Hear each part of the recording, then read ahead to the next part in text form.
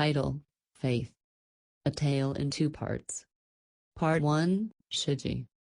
Shiji stumbled drunkenly from his market stall, spilling his sampled wares, the smell of cattle strong amongst the fermentations, pointing at the column of light that now fountained skyward from To Island. The peasants and merchants around him alerted to the impossible phenomena as the young man, face covered in unshaved stubble and reeking of alcohol and diverse other impolite perfumes, now forcing them to turn from their daily routine of buying and selling and pay close attention to this once-in-a-lifetime moment.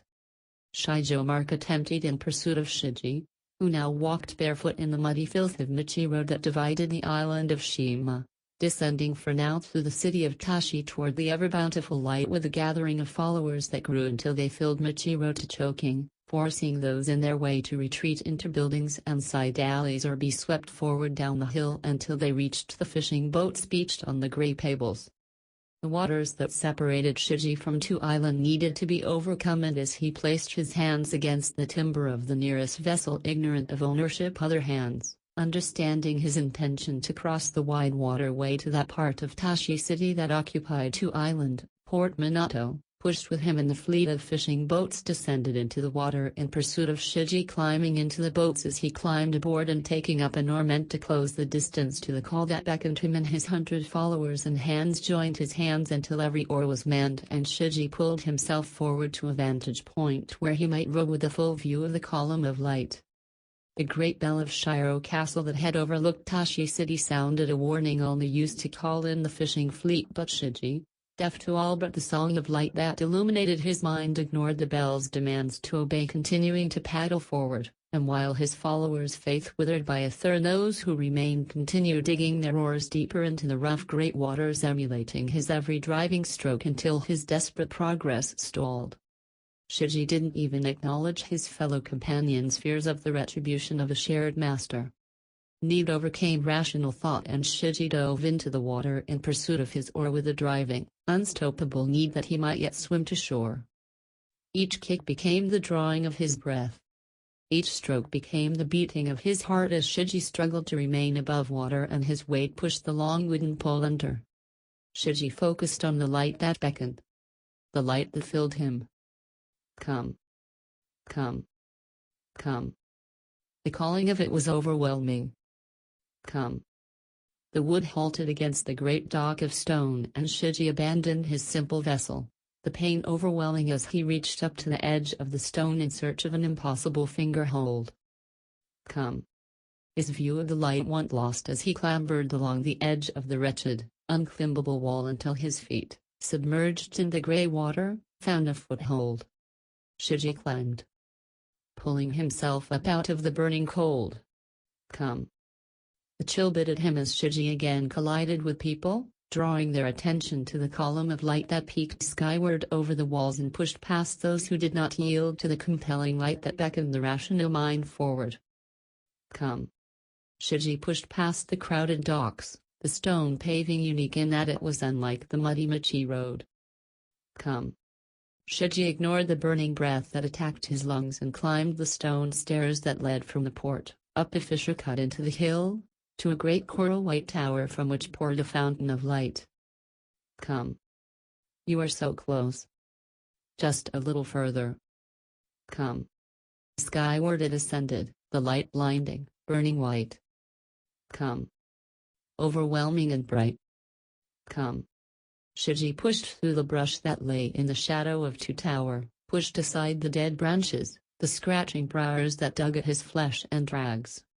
Pushed aside the green growth. Come. Shiji could see the white coral of the tower, and he pushed once more and was rewarded with physical contact. The message changed as Shiji collapsed in an embrace of To Tower. Faith. Have faith in this moment. The idea was unfamiliar. The word was new to Shiji. Faith. Faith had compelled him forward, driven him to cross the gray waters. Shiji felt cold. The sensation of pain. Overwhelming and ignored pain. Shiji looked down at the spear tip, barbed, soaked in a dark, unfamiliar thing. Was that blood? Something pressed against his back and then jerked repeatedly. The sensation ended. Faith. A shadow stepped into view. What did you say? The voice, unfamiliar with the word. Have faith in this moment. Shiji looked up at the fountain of light, the pain vanishing, and became one with it. Come. Part 2, Shinpo. The smell of sea salt and fish assailed Shinpo. There are days when I wish I was lord of this island. Shinpo dropped 3 ceramic coins into the fishmonger's coin box and claimed the large fish, taking a moment to look uphill at the castle. If only. Voices. The crowd of the street pressed down on him, pushing him into the fish. Who dares? The fish stall collapsed under the weight of Shinpo, the fish, and several other individuals caught by the press of the crowd. Guards! Guards! Send to the castle! Others screamed in pain at being trampled. Shinpo pulled himself across the spilled fish stall. What lunacy is this? Shinpo, covered in mud and the stench of fish, struggled to his feet that he might confront the mob, but they had continued down Michi Road toward the boats on the beach. Shinpo looked at the departing mob and noticed the fountain of light. What? What is that? The fountain of light rising skyward from 2 islands spoke to him. I can grant you your wish.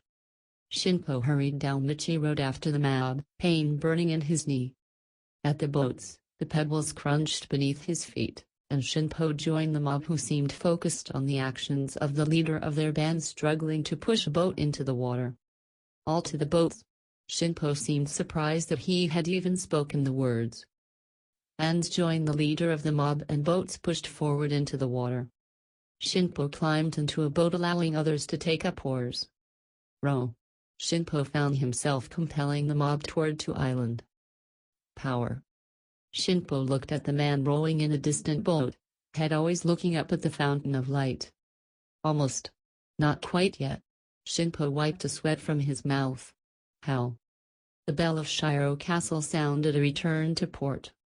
The bell seemed to have broken the spell on several of the boats, and they began to turn back toward Tashi City. No. A number of his own oarsmen put up their oars, and Shinpo was filled with anger. Forward. We must go forward. Row. An oarsman looked at Shinpo as though he were mad, sparking a need in Shinpo to get to 2 island.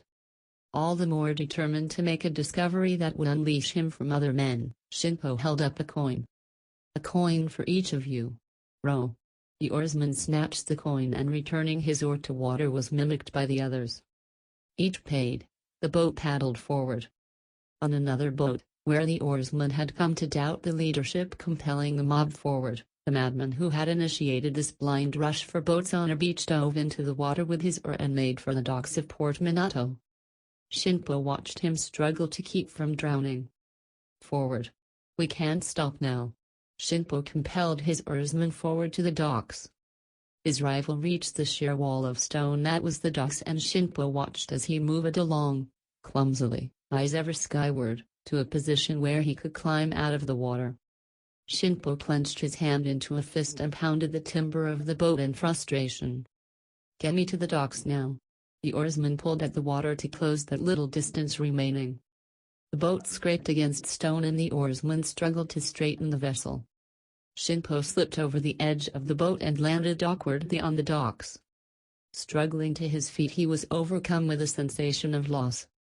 His enemy had vanished onto the docks of Port Minato. Where? Shinpo looked up at the fountain of light and smiled. He would be headed for the source, to tower. The dolphin spear, brutal and barbed, rested on a rack with a half-dozen others. That would be sufficient. Shinpo claimed the spear and forced his way through the crowded dockside, pushing gawkers who had only now noticed the fountain of light pointing skyward. There. Shinpo spotted his quarry climbing stone stairs at the edge of the port. Between 2 stone columns they led up a ravine to the Tower of 2. Shinpo climbed up the stairs at a distance where he could watch his rival vanish into the brush.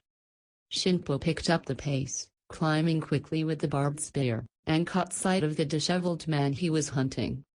The smell of fish mingled with the smell of fermented substances all too familiar. Was he drunk? The madman before him ignored the clearly visible path that wound around the briars, dead trees, and green brush. Shinpo closed quickly on his enemy, who had pushed through that last wall of easily avoided brush and collapsed at the base of the Coral White Tower. Shinpo closed for the kill, taking a strong grip on the dolphin spear and drove it through the back of the disheveled and bloodied madman. Shinpo placed a foot against the spine of his prey but was unable to free the weapon. Faith. Shinpo hadn't quite heard the word. Had not understood the word, and he stepped into view of the dying man at his feet. What did you say? Shinpo looked down at the dead man. Have faith in this moment. Words. Words that were power.